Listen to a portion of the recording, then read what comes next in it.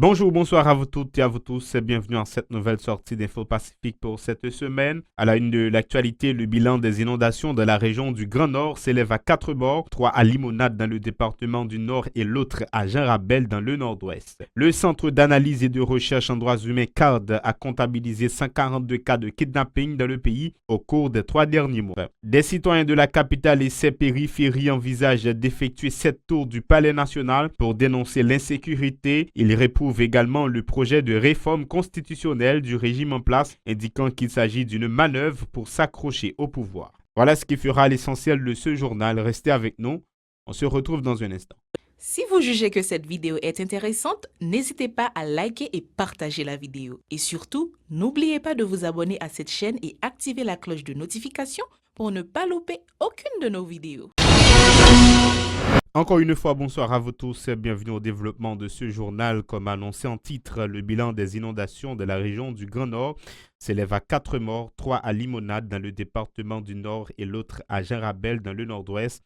Selon des responsables de la protection civile, le front froid qui s'est installé dans la Caraïbe a entraîné des pluies diluviennes qui ont provoqué des inondations dans plusieurs départements géographiques du pays. Des dégâts importants ont été enregistrés dans les régions affectées, particulièrement dans le domaine agricole. En effet, de nombreuses plantations ont été détruites et des têtes de bétail emportées par les eaux furieuses ont déploré des responsables locaux, ajoutant que des centaines de maisons ont été endommagées à la suite de ces intempéries. Le Centre d'analyse et de recherche en droits humains CARD a recensé 50 cas de kidnapping au cours du mois de février. Parmi eux, 5 à l'encontre des femmes. 27 ont été enregistrés en février contre 65 en janvier. Ces statistiques sont publiées le 6 avril dans le troisième bulletin du CARD. Selon son directeur exécutif, Maître Gédéon Jean, il est important pour tous les secteurs de se mobiliser contre de telles pratiques qui répandent le deuil et la désolation dans le pays. Il était joint au téléphone par Murdi Joseph. Cellule d'observation sur la criminalité du Centre d'analyse et de recherche en droits de l'homme, il présentait troisième bulletin pour le mois de mars sur le nombre de cas de kidnapping qui est recensé. Donc, il identifié 27 cas contre 50 pour le mois de février et 65 pour le mois de janvier. Donc, ça qui borne au total de 142 cas de kidnapping pour le premier trimestre de 2021. Donc, ça qui t'a laissé comprendre que gagnant une révision à la baisse, mais nous comparer par rapport au premier trimestre 2021, nous voyons qu'ils sont hausse considérables, puisque pour le premier trimestre de 2020, c'était 51 cas qui étaient recensés. Donc, kidnapping est toujours en hausse, même lorsque gagnons une tendance pour reculer à la baisse pour le premier trimestre. C'est une première considération. Maintenant, deuxième considération, nous, pour 27 cas de kidnapping, donc nous identifions au moins 5 filles qui sont victimes de kidnapping et puis gagner 2 personnes qui sont assassinées. Donc, toujours dans 27 cas, donc il y a 2 cas de kidnapping qui suivent de assassinat dans 27 cas que nous identifions. Donc, par ailleurs, Maître Gédéon Jean a expliqué que plusieurs paramètres favorisent la multiplication des cas de kidnapping dans le pays. Il a particulièrement mis l'accent sur le trafic des armes et les gangs qui pullulent sur le territoire. Gédéon Jean. Le bulletin ça qui paraît chaque mois, il peut suivre de ça un bulletin analytique. Nous, à essayer de comprendre les phénomènes en profondeur. Donc, c'est l'observation sur la criminalité. Non seulement identifier les cas de kidnapping, mais elle a fait des analyses croisées, elle a fait venir des experts pour produire des rapports qui permettent que nous comprenions le phénomène, puisque ce phénomène kidnapping, il y a une dimension politique, puisque si on regarde des gens gang positionnés, et les portée économique tout, puisque il y a des familles qui ont exigé, par exemple, 100 000 $, 200 000 $ américains. Donc, c'est sûr que comme ça, c'est pas, que c'est-il appelé, c'est monsieur Zao cap comme ça. C'est sûr qu'il y a l'autre main qui cache des phénomènes kidnapping. De ce quoi, nous va faire ça en Haïti et nous connaissons les familles qui importent des armes, munitions dans le pays, c'est un idée de parler de ça. Et puis, question kidnapping dans tous les grands ont porté électoralistes, vu que soit prend Genève et Allé qui contrôle le 35% électorat, soit ajouté PSAP avec les délégations des délégations, donc ça fait au moins 80% électorat national là qui contrôlé par le troisième paramètre à explorer. Et puis, l'autre question encore à explorer, ou l'autre paramètre encore, c'est le fait que phénomène de gangsterisation, il permet que au contenu dans le quartier populaire, donc on n'est pas capable de manifester. La multiplication des cas de kidnapping préoccupe toujours les citoyens de l'aire métropolitaine de Port-au-Prince. Ils reprochent aux autorités le fait de n'avoir pas respecté leur promesse de venir à bout des malfrats. Selon eux, l'implication supposée de certains proches du pouvoir dans la dégradation du climat sécuritaire ne facilite pas la lutte contre les bandes armées. Ils envisagent d'effectuer 7 tours du Palais national dans le cadre de la mobilisation contre l'insécurité. Leurs propos recueillis par Ishrezil et Mackerson Mixi. Mais kidnapping, cap fait, nous, enlèvement cap fait, les nègres prennent résolution, détecter vite. C'est pas ça la solution, c'est pas ça la solution. Parce que, faut nous que kidnapping cap fait, son complotage. Parce que, l'opre du Sénat, qui, en dans tête CNDDR, commission des armements, qui rôle, qui bilan.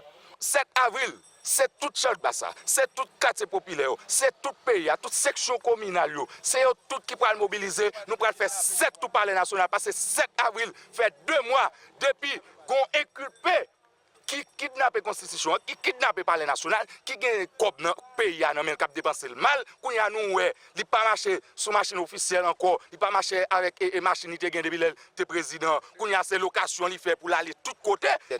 Je veux dire, nous-mêmes, au niveau de Chanmas, en tant que jeunes, qui assumons nos batailles pour sauver bien notre pays d'Haïti. Qui c'est bataille pour nous changer le monde dans notre pays, qui prend le pays en otage, qui prend le Palais national pendant cet mandat au fini. Nous battons pour rien de là, qui est kidnapping, ça c'est un kidnapping d'État. Pas oublier avant là, les gens sont entrés dans l'église, ils enlèvent 3 personnes dans l'église. Ou pas dans notre note, l'État haïtien sorti pour ça fait là. Ça veut dire, nous-mêmes en tant que jeunes, nous avons c'est répression à faire sur le peuple là, il y a besoin d'augmenter gang en plus. Dans le quartier populaire, il y a fait massacrer la population, il y a boulé caillou. Plus loin, ces résidents s'insurgent une fois de plus contre le projet de réforme constitutionnelle préconisé par le régime en place. Pour eux, c'est une manœuvre de l'exécutif pour conserver les rênes du pouvoir. On les écoute toujours au micro de Ishrezil. Et il n'y a pas à faire des référendums. Nous-mêmes, pays, pas de problème référendum, pas de problème élection. Parce que nous-mêmes, je dis, en tant que jeunes qui bataillent au niveau de Chanmas, nous dit pour le pays, il y a un grand problème qui c'est Jovenel Moïse avec tout corps gang pareil. Nous dit, peuple haïtien, nous grands si nous traversons la rue pour contre nous.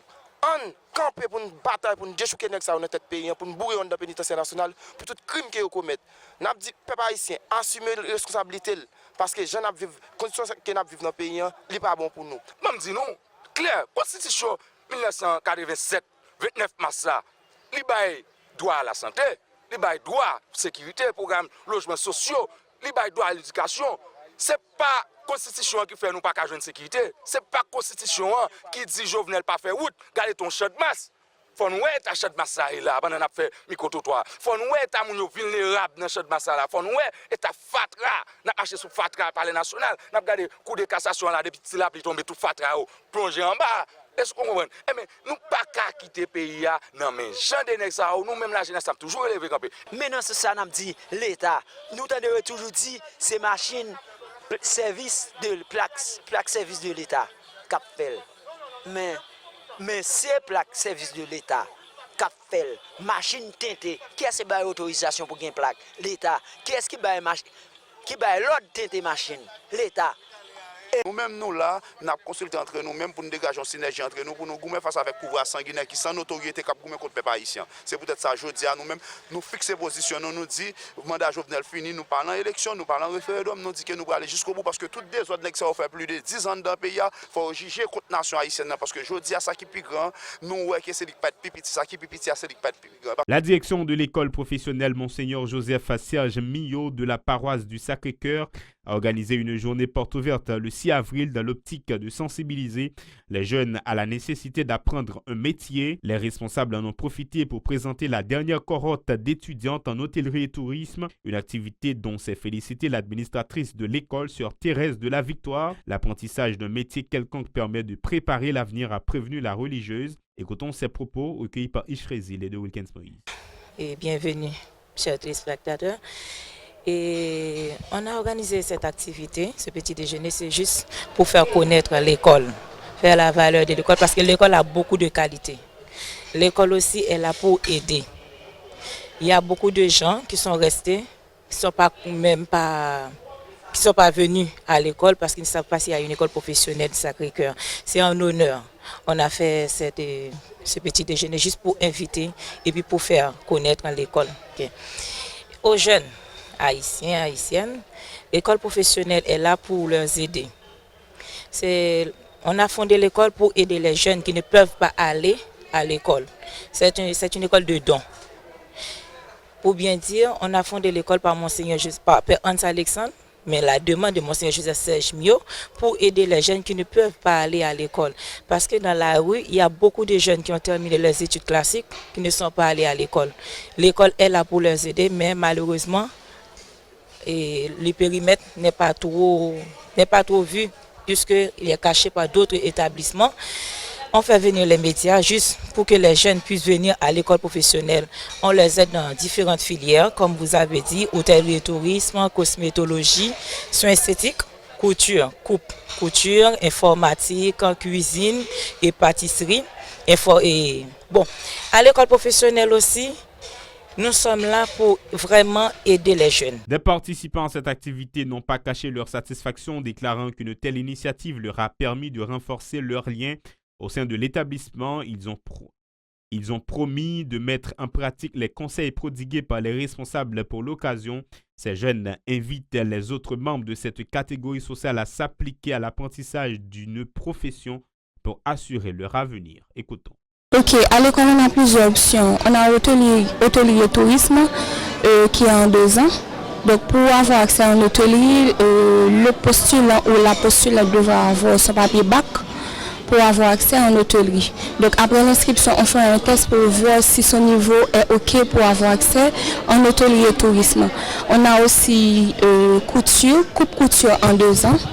On a cosmétologie en 1 an, cuisine et pâtisserie en 1 an. On a aussi plomberie, électricité. L'hôtellerie, parce que c'est une opportunité pour moi.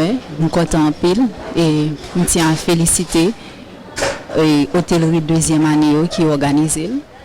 Et je me sens bientôt parce que je fait choix de l'école. Je suis Micheline Jean. Je suis content parce que je suis parmi les élèves. Je suis étudiant en hôtellerie 1e année.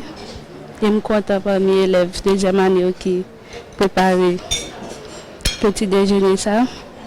Et en plus, je travaille mes performances à l'école là. Nous avons des professeurs compétents.